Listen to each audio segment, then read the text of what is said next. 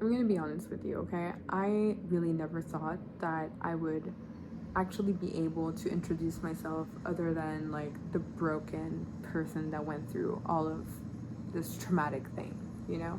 It was just my entire identity. And it's horrible to think that because I am so much more than my trauma. So the first thing that I'm gonna tell you is like you're gonna start cutting out people, okay? So friends that are toxic. Okay, I'm on the editing process and I forgot to mention that you have to cut out the family members that are also toxic. Okay, as much as it's weird to cut out family members, I've cut out my dad for the longest time, my stepbrother, couple of other family members. I am not shy to cut people out, and family members are not excluded from that list. Partners that are toxic, and even if you're in a long-term relationship, like I've done it. I was in a long-term relationship with someone that was verbally abusive, that had his own issues with substance, and that reflected a lot. The verbal abuse and the mental abuse was going on. If you see that, okay, as much as you love the person or anything, like the best thing that you could do is leave.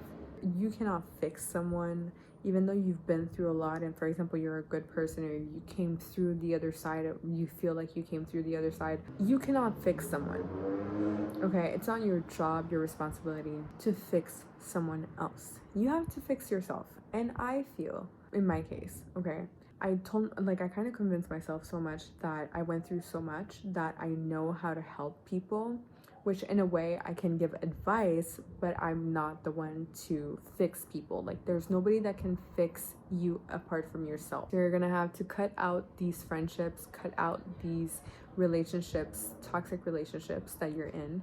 Friendship wise, I mean, it's really hard as well because I had friends and I had to basically cut them out of my life, and I ended up with like one friend. That's okay. That's perfectly okay. She's my cheerleader and I'm hers. We have a very good, beautiful friendship, and that's because I was so selective with the people that I wanted around me. I was like, you know what? Like, you're not gonna give me more trauma. Like, this is one thing. Like, I always tell myself, if you give me more trauma, you're out of my life. I don't need more trauma. I already got a lot of, things to deal with. I don't need more. So if you're gonna give me more trauma, you are out of my life. And that's okay. That's a boundary that you can set for yourself. And I think it's an important one to set for yourself, to be honest. Leaving the place that you got all your trauma in. Yeah.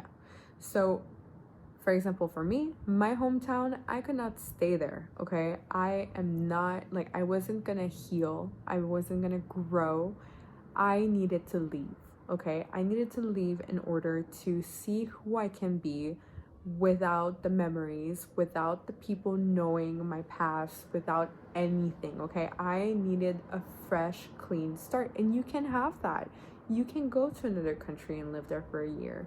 Even if it's like a few months, just do it. It's a very good experience to do that. And it's a gift to yourself, to allow yourself to be in a place where nobody knows you, where you can be whoever you want to be. And you can reinvent yourself even if you want to. You can kind of play with your personality and kind of see like, what do I like? Like, do I like being more, I don't know, outgoing, more introverted? Do I like to be more of like the nerdy type or whatever? Like, I'm saying things that pops into my head, but like in my case, okay, I was like a party girl when I was in my hometown. I was kind of a party girl. I was always sad. I was always depressed.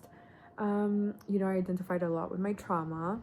And when I left my baggage behind, Yeah, sometimes it would kind of, pop up. It wasn't something that I was carrying with me all the time. It took me some time though. It wasn't like I got to Australia and then boom, like everything changed.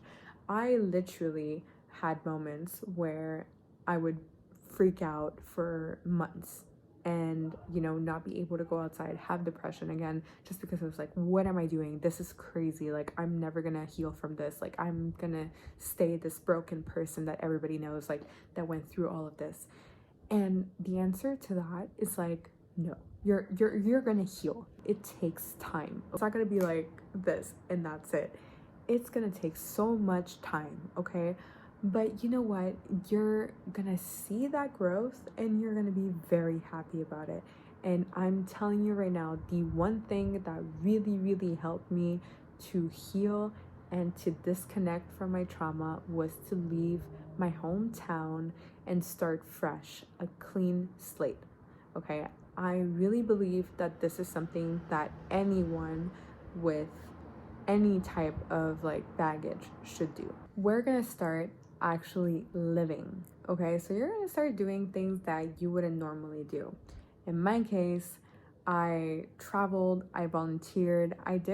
While I was volunteering, I was doing like dance classes. I was trying new things, you know. I would try different things, different jobs, meeting new people, getting myself out there, putting myself in awkward situations sometimes because like I just feel socially awkward. I feel socially awkward when I'm not used to the environment. So, you know, dance classes, awkward. I still did it. I truly think that getting to know yourself, getting to kind of ask yourself these questions like, what's your favorite color? What's your favorite movie? What foods do you like? Why do you like them? Why do you like that color? You know, kind of really going into depth, maybe simple questions for some, but for people that have been in a fight or flight their entire life, this is something that we just don't really think about. And then when you get asked a question, you're just like, okay, random, like that's a stupid question because you never thought about it. And it's true, like everything has a reason. Like your favorite color, there's a reason for that. Just kind of dig deep, try to see exactly where it comes from. And also to kind of put it in there at the same time, give yourself affirmations. You know, watch videos on YouTube like this, you know, that kind of like makes you think. You have to go to therapy, okay? You have to find a good therapist.